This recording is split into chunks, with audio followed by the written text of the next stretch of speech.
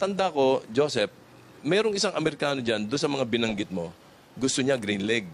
Kaya yung yellow leg, parang pinabigay pa yata niya yan hindi ba? Babalik tayo sa sweater story, no? As taught by Mr. Scotty Taylor. Ang nag-originate talaga ng yung tinatawag natin na sweater, no, is Mr. Harold Brown. He received a Boston Roundhead cock from Mr. Ted McLean. Okay. And then he bred it with a hen that came from Mr. Billy Rubel, which is half McLean and half Leaper Hatch. In short, green-legged yun. So, Mr. Harold Brown, brinit niya yun, and then at 50-50, ang maraming kumuha sa kay Harold na ganyang klaseng manok, hindi pa sweater pangalan nun. Yan si Mr. Duke Halsey. Siya ang nakadiscover and he fought it all over America. Meron din sa Pilipinas.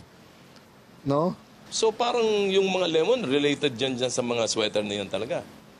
Yun ang sinabi nila. But wala na yung mga tao na hanggang hearsay lang tayo. No? As per kwento nung nila Scotty Taylor. It's handed down from... sila Johnny Jumper. No? Pero I heard also from Mr. Billy Rubel, which is a very good friend of mine.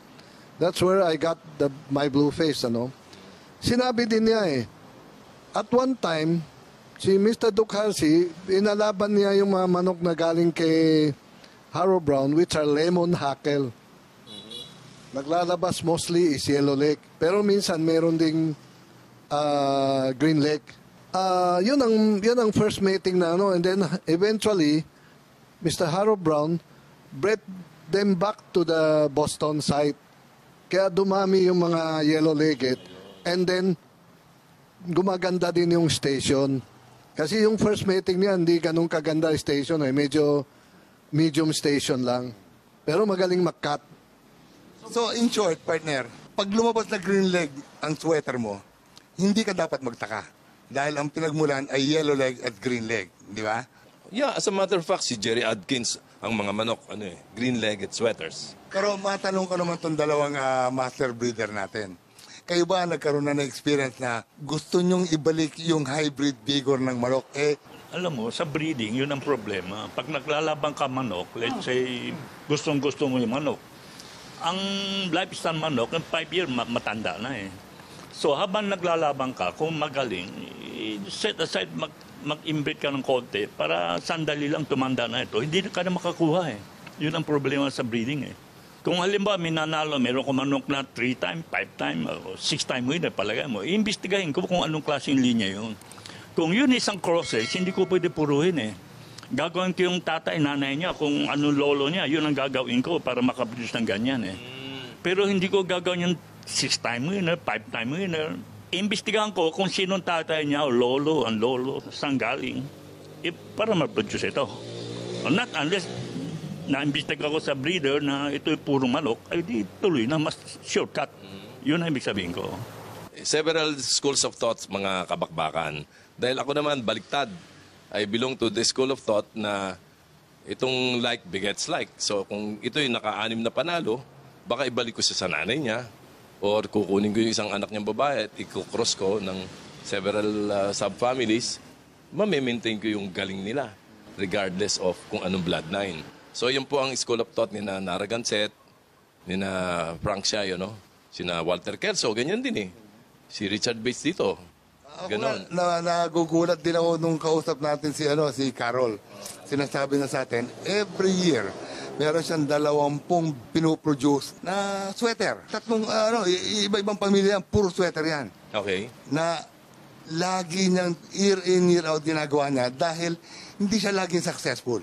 Sinasabi na, pero hindi ako nagdadagdag ng ibang dugo, sinasabi niya.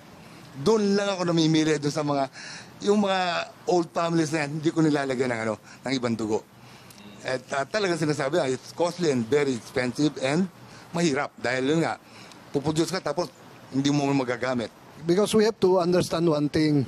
Lahat po ng whether Kelso, Roundhead, or Sweater, all of these came from crosses. So, I would not hesitate to breed a 6-time winner as long as when I first breed them, no, I cross them at naging maganda ang resulta, then what I will do is I will immediately cross yung 6-time winner to a solid bloodline.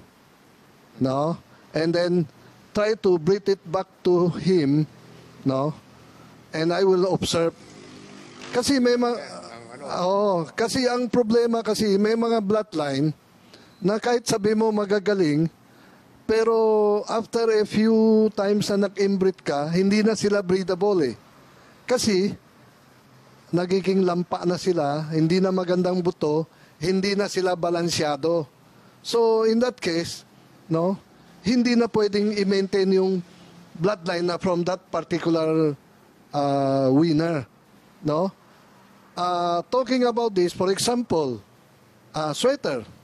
Let's say, meron kang mga winner na, no? Pero hindi lahat ng winner na yan na pwedeng mag-perpetuate ka dahil it depends also on their balance, yung buto nila, no?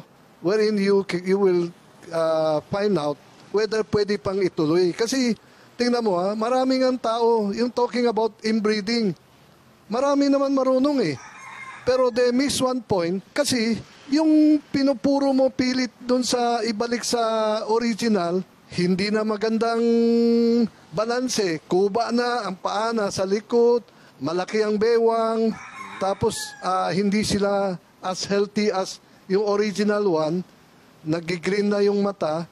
Paano mo pwede na ipipilit na ituloy pa yung breeding na yon?